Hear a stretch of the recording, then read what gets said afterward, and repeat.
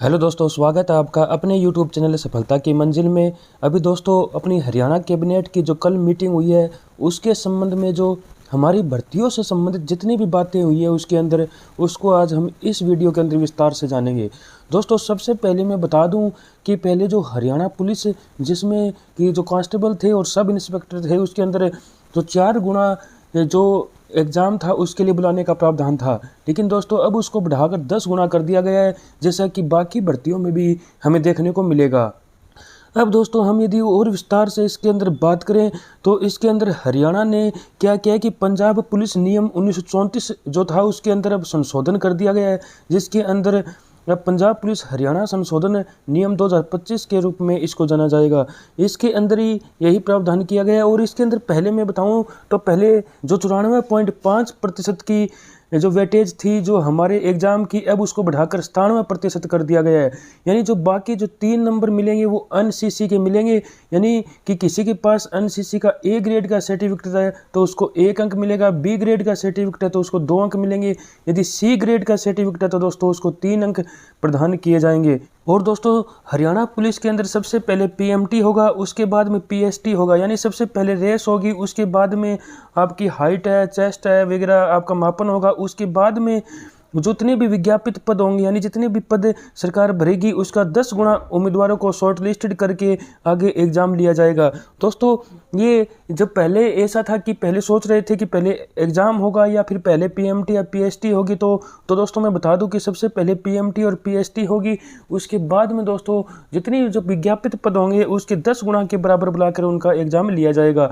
वो दोस्तों इसके साथ ही मैं आपको बताऊं कि इसके अंदर सिलेबस भी दिया गया है। इसके सिलेबस के अंदर हम देखें तो इसके अंदर दोस्तों जो हरियाणा सामान्य ज्ञान जो आएगी 20 नंबर की, यानी 20% हरियाणा सामान्य ज्ञान आएगी, और उसके अलावा जो हमारी जिक्की है, जो नेशनल जिक्की है वो है, और साइंस भी इसके अंदर देखने को मिलेगी, करंट अफेयर्स है, रीजनिंग है, वो जो मैथ है वो भी दोस्तों इसके अंदर आएगा, और एग्रीकल्चर और पशुपालन से संबंधित प्रश्न भी इसके अंदर पूछे जाएंगे।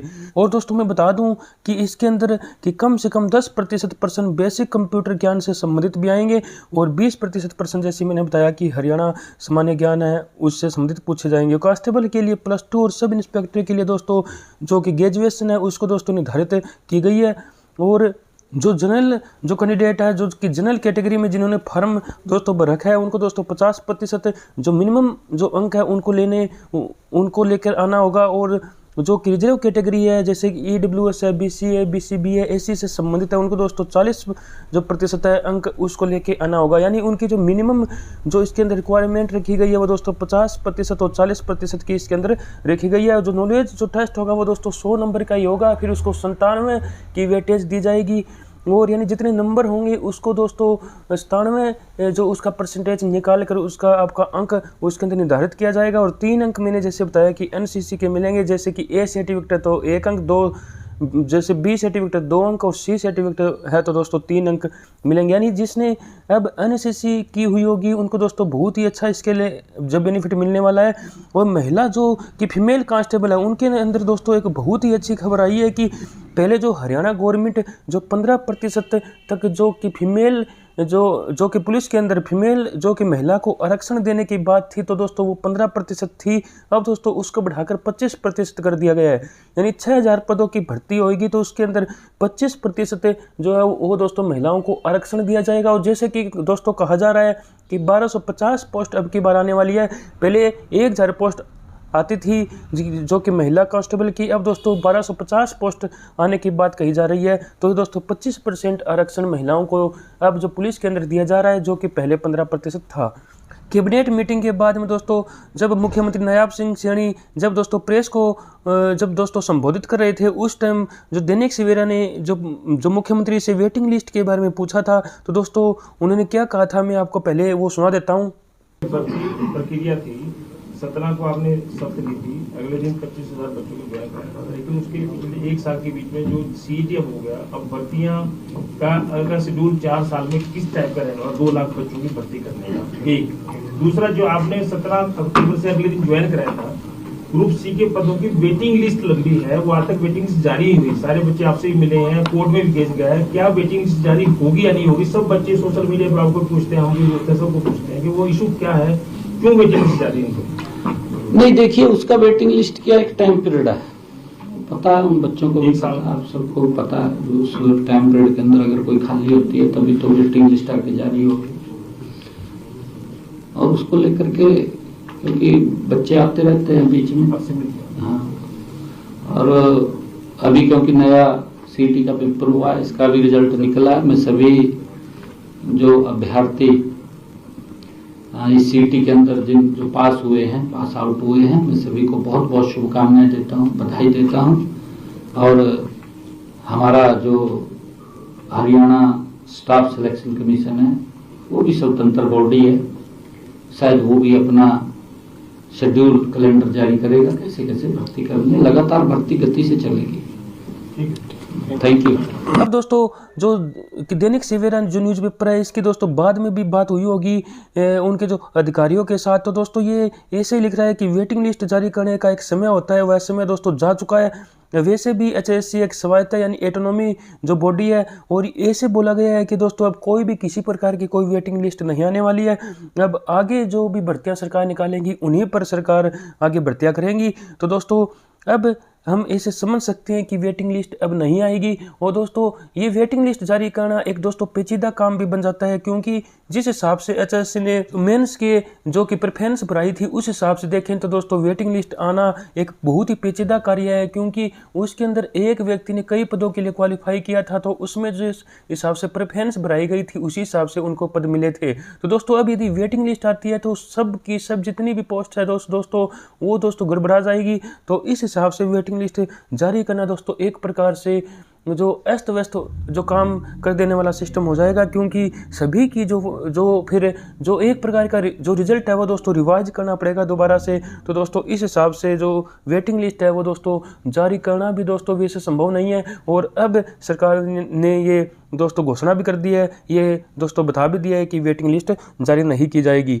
अब दोस्तों सीईटी का रिजल्ट भी आ चुका है, जिसमें दोस्तों हमारे जो 60% के आसपास के जो कैंडिडेट्स हैं वो दोस्तों अभी पास हुए हैं। तो दोस्तों बहुत ही अच्छा खासा तगड़ा कंपटीशन हमें जो अपने मेंस एग्जाम के अंदर देखने को मिल सकता है। जैसे कि सरकार ने घोषणा किया कि सबसे पहले जो पुलिस के अंदर भर्ती की जाएगी, क्योंकि पुलिस में हरियाणा का जो अभी पीछे रिपोर्ट भी आई थी दोस्तों, उसके अंदर जो रैंकिंग है वो भी दोस्तों कर्मचारियों की कमी की वजह से बहुत ज़्यादा गिर गई है। तो उसको भी दुरुस्त करने के लिए, और दोस्तों अभी जो पुलिस की पहले भी इन्होंने भर्ती निकाली थी जो कि वापस ले ली थी, उसको हिसाब से भी दोस्तों अब सबसे पहले जो भर्ती की जाएगी वो दोस्तों हरियाणा पुलिस में जो कि कांस्टेबल और जो सब इंस्पेक्टर है उन्हीं की होगी। और उसके लिए सबसे पहले पीएमटी और पीएसटी लिया जाएगा। बाद में जितने पद विज्ञापित होंगे उसका 10 गुना जो कैंडिडेट को बुलाकर आगे दोस्तों जो कि एग्ज़ाम लिया जाएगा। तो इस हिसाब से यही जो कि कल की कैबिनेट में हुआ था कि जो कैबिनेट ने यही डिसाइड किया था कि जो भर्ती जो हरियाणा के अंदर पुलिस भर्ती जो नियम है उसके अंदर संशोधन किया गया। और इसके लिए जो पंजाब पुलिस अधिनियम 1934 जो हरियाणा में लागू हुआ उसके अंदर ये संशोधन किया गया था। और उसमें अंदर एनसीसी के मार्क्स भी डिसाइड किए गए। और जो एग्ज़ाम है उसको दोस्तों 97% जो वेटेज देने की बात कही गई, ये मैंने आपको बता ही दिया है। और जो महिला जो पुलिस है उसके लिए दोस्तों 15% तक का जो रिजर्वेशन था अब उसको बढ़ाकर 25% तक हरियाणा सरकार ने कर दिया है। तो ये दोस्तों महिलाओं के लिए बहुत ही अच्छी ये न्यूज़ है। और अब जो ग्रुप सी की जो वेटिंग लिस्ट है वो दोस्तों जारी नहीं होगी। मेनली दोस्तों यही पॉइंट थे जो कि आपको बताने थे।